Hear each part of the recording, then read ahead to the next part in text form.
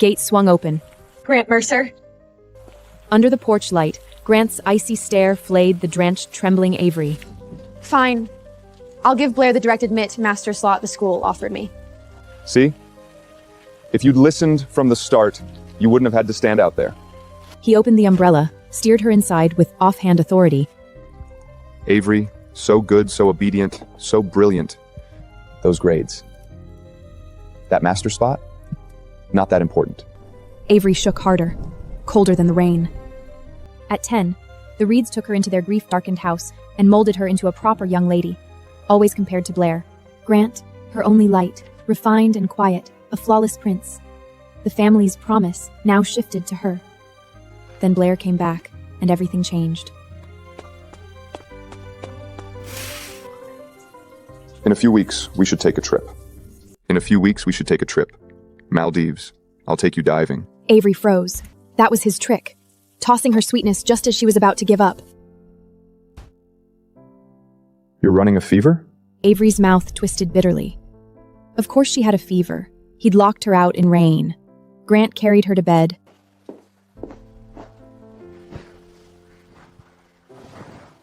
Lie down.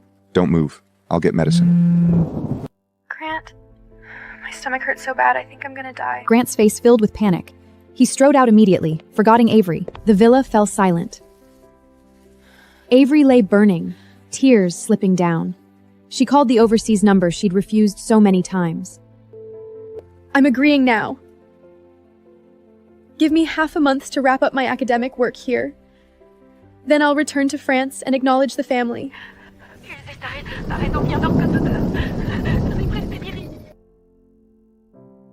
After the call ended, Avery Reed's head swelled with a dull, relentless ache.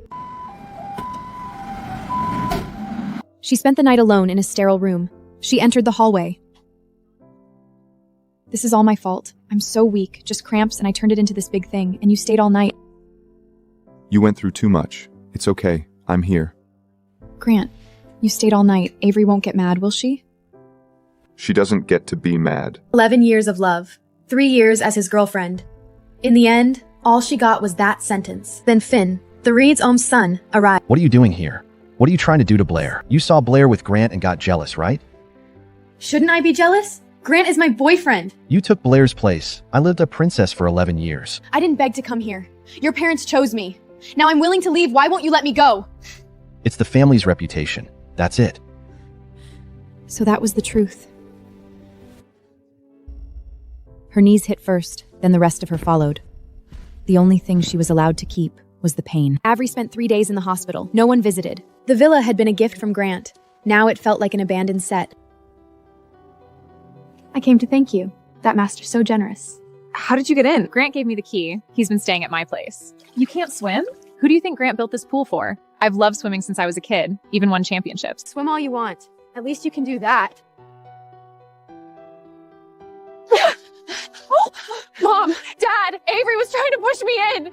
We were gonna check on you, and this is what you do? What did Blair ever do to you? Trying to kill her? An ungrateful little brat. 2 meters deep. Through the shifting surface, the words came, "Let her learn what freezing water feels like." Are you done yet? Last time you nearly got Blair killed. Don't blame Avery. Then she lost even consciousness. When Avery stepped into the living room, the laughter died. She simply started up the stairs. Oh my God, my necklace is gone. Did it fall in the pool? Avery, you threw Blair's necklace in the pool? No! I didn't push her or throw her necklace! If it were cheap, I wouldn't care. But Mom and Dad gave it to me. When I was taken, I held on to it. Find that necklace or I'm not letting this go. Put it on. Go down and find Blair's necklace. This is what you owe her.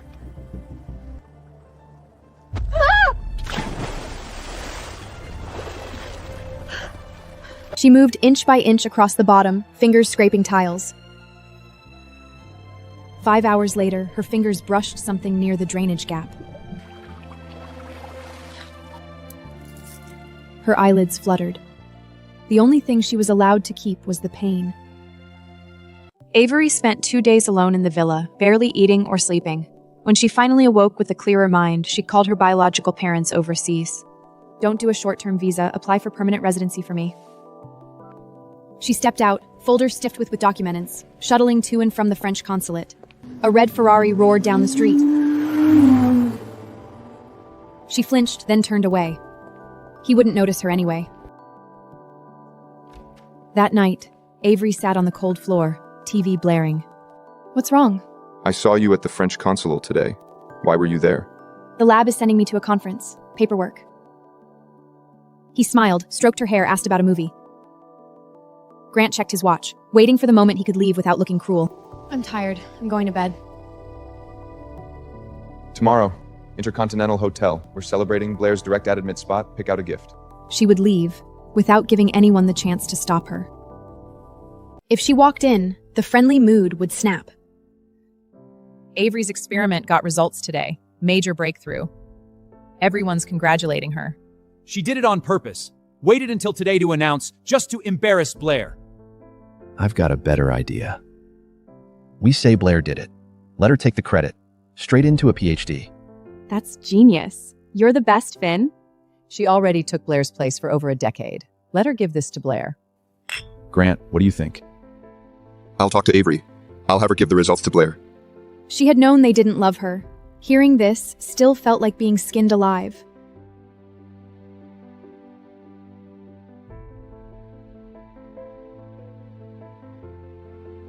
Not this time. She refused to give him the satisfaction of seeing her break.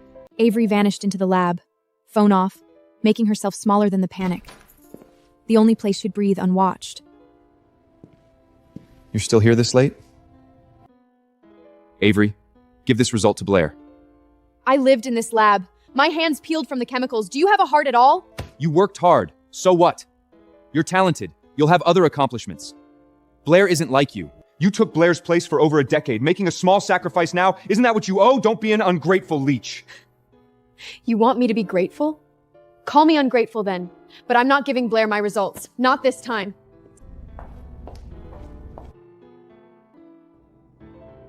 Under the lab's dim light, the distance between them finally looked permanent. For days, no word from Grant. She returned to the lab, access denied. She called her advisor. The professor who once praised her sounded like a stranger. Starting today, you're no longer a member of this lab. The department group chat exploded. Someone posted, Then one message. Why does Blair's result look exactly like Avery's? Did she copy? Avery crossed campus, eyes turned as she passed. Plagiarist. Voices drifted from all sides. She tried to explain, to scream, to run. Nothing worked. Her phone buzzed. Academic fairs. She was expelled. The phone slipped from her hand, absurd and heartbroken.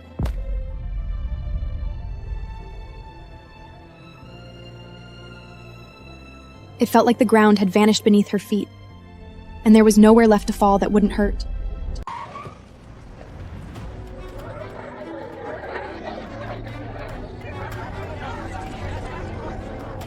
I didn't plagiarize, and whether the Reens acknowledge me or not, I won't acknowledge them anymore.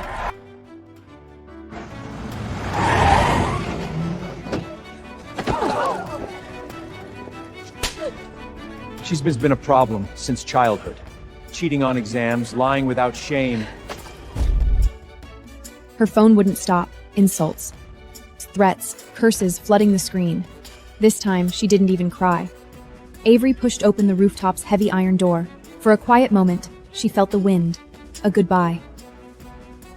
The door burst open. Grant rushed out, panicked. Avery, get down from there! She finally understood. Her life wasn't meant for a stranger who never knew her. Goodbye to everything here. He strode straight in and grabbed the patient by the arm. Where's Avery? A nurse rushed over. Sir, Miss Reed was discharged yesterday. Grant's brow furrowed. Discharged to where? If your family, shouldn't you be the one who knows where she went? It wasn't quiet in the normal way. It was dead, like a house that had stopped waiting for anyone to return. He grabbed the first house staff member he saw. Where's Avery? Miss Reed isn't with you? She hasn't been back in a long time. She paid our wages and let everyone go. Today's my last day too.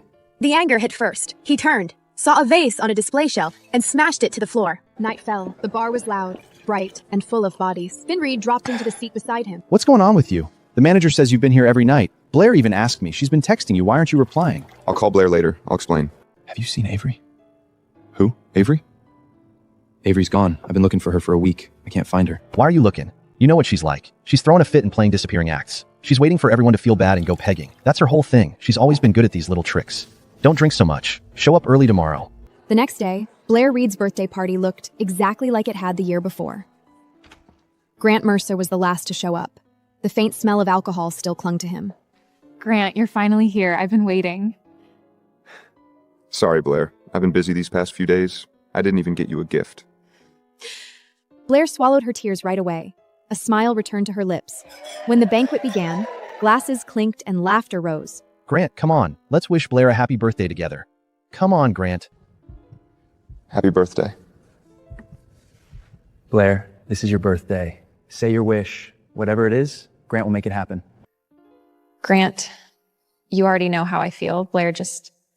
I've always thought of you as a little sister. My girlfriend is Avery.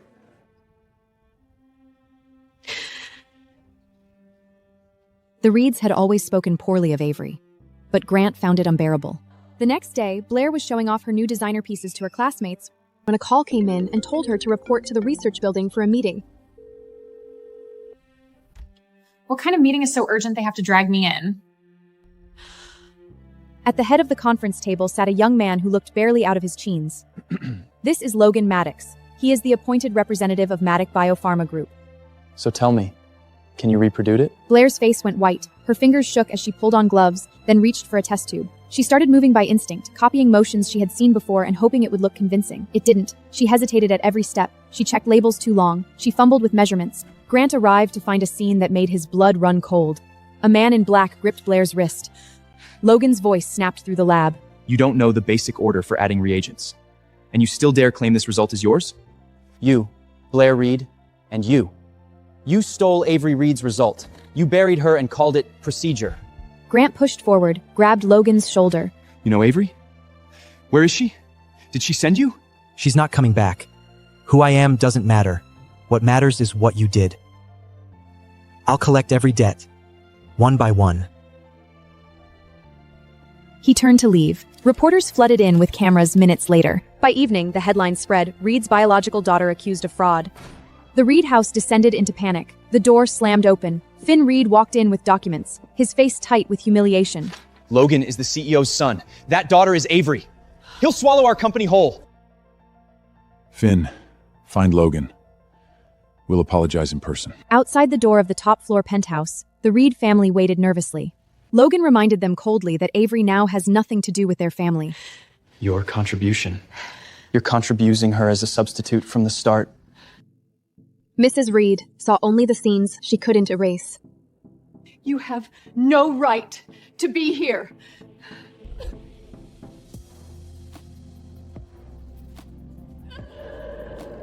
Where is she?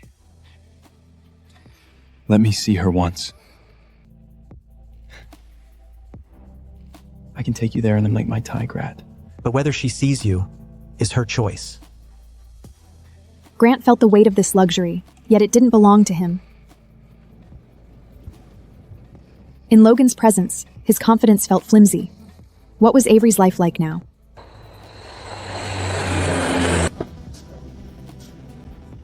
A French butler waited at the stairs, his presence flawless and practiced. Monsieur Grant, welcome.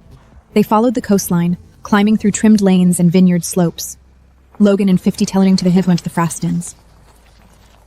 The Grants hebben met je racing rappel.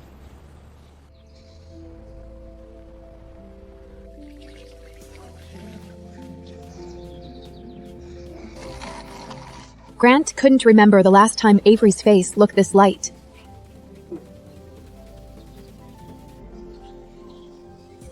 He wanted to step back into her life without being refused. Avery.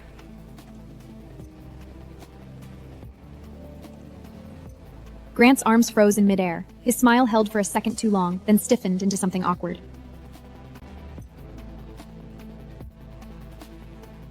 Her expression stayed down the calm, almost detached, as if she had already placed this conversation at a distance. Grant stepped closer and did what he always did. He reached out and ruffled her hair. His gaze softened, careful and warm. Avery, I've missed you much. If you want to go somewhere, if you want to see someone, tell me. I'll go with you. I'll be there. Grant, hearing you talk like this makes my skin crawl. It sounds fake. Did you forget what happened? I'm sorry. I know you were hurt. I handled things badly. I ignored your feelings. Please forgive me. I'm tired. I'm leaving. I'm choosing myself. Avery turned toward the house. Grant stepped after her, still unwilling to accept it. At a jewelry auction a few days later, Avery stepped into the hall and immediately felt someone watching her. She followed the heat of that stain and found Grant standing across the room in a dark suit, posture straight, eyes locked on her. Grant rose with a calm that looked practiced. He offered a number that made the room go quiet. Avery, the host said an emerald bracelet symbolizes letting go and hope. Take it. Let's put the past down and start over, please. Mr. Mercer, you're misunderstanding. I don't like this bracelet.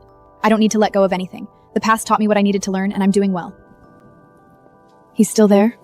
He won't go. He keeps saying he needs to see you one more time. Avery remembered that night of endless rain. The roles had reversed. Send him away. I'm not seeing him. Grant's brand new suit was soaked. The cold made his hands stiff. He didn't care. All that mattered was seeing Avery. Avery, where is she? Go. She won't see you. Grant finally understood Avery was not going to forgive him. She had every reason to hate him. He had lost her forever. Baby, why aren't you taking our calls? Why did you stop sending money?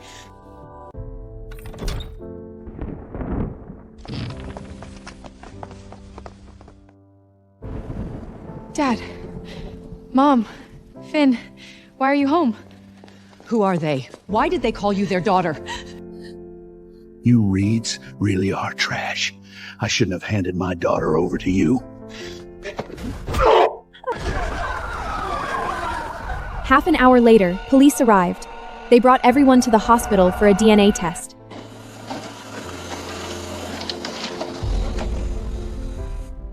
The result came back fast. Blair was not related to the Reeds. Your real daughter was taken by organ traffickers. She's probably dead.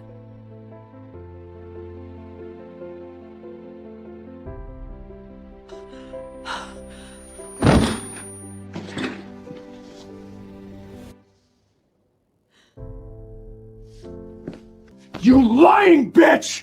You deceived me! You turned my family into a joke!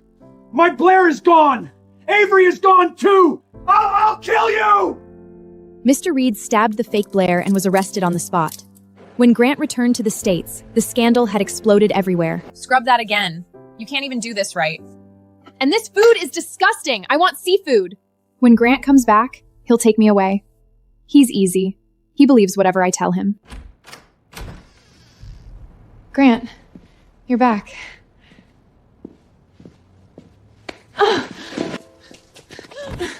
What did you lie to me about? I'll talk. I'll tell you. Let go. The car accident wasn't Avery's fault. I planned it. Avery never did anything to me. I framed her. Grant listened without surprise. What he felt was disgust and self-loathing. I was the most ridiculous of all. He finally understood what she had needed all along. Trust. He had worn her down piece by piece, then convinced himself it was normal. This wasn't a mistake he could apologize away. Blair ran.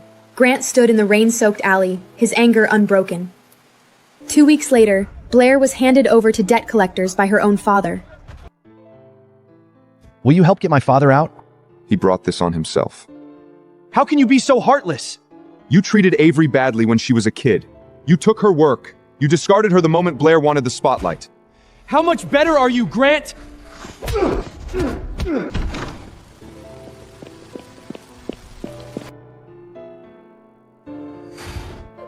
We wronged Avery. We hurt her. It's all our fault. Meanwhile, in France, Avery was walking through a field of tulip. The sun shone brightly on her face. All the pain and darkness of the past were finally behind her. She had found the love and belonging she had always deserved.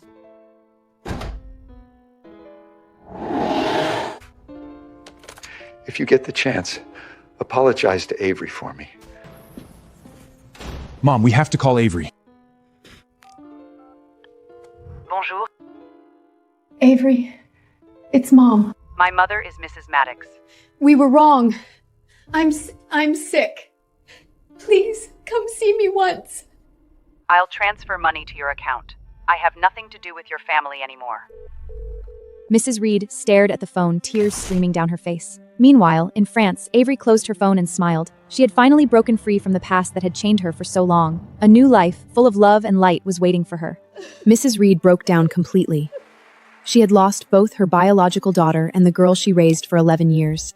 Mom, I don't think it's over. Avery just transferred 10 million to us. We'll go to the media and clear Avery's name. You fly to France. Beg her if you have to. I'll make Avery feel our sincerity. 2 days later, Finn boarded a flight to France. I'm sorry, Avery. I was wrong. Our aircraft has been struck by lightning. The cabin lights flickered, then died completely. Finn felt the sickening pull of weightlessness. Avery, I might never get to say it to your face. The news of the plane crash spread around the world within hours. In France, Avery received the news in silence. It's finally over.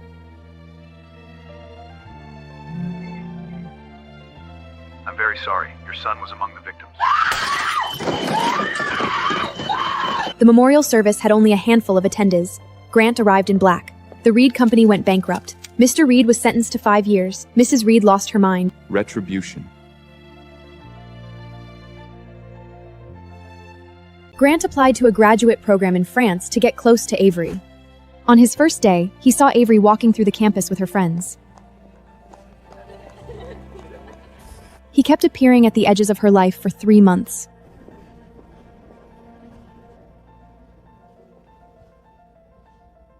Grant, are you done yet? You're acting like a stalker. It's disgusting. I miss you. I can't eat. I can't sleep. Please, give me one more chance. You made this for my 20th birthday. Wake up. The ring is gone. So are we. He swam back and forth, searching for the ring in the cold water. The path was empty. Avery had left long ago. She's really gone. Exhausted and soaked, Grant searched the campus until his legs went numb. He spotted Avery at the library exit, walking with a tall, handsome guy. Avery, I found it. Doesn't that mean there's still a chance? No. This is my boyfriend, Ethan Caldwell.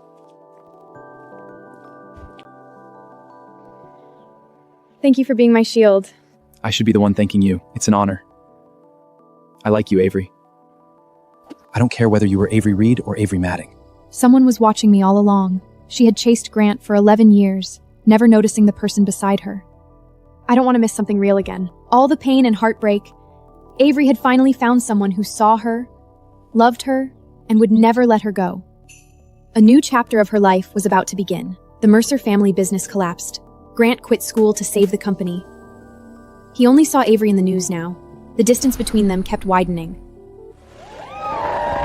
Marry me. Yes! She said yes. 3 years later, a wedding was held at the largest tulip estate in France. Ethan bought the entire estate and replanted it with Avery's favorite tulips. The sun set over the tulip fields. The love had finally come to an end.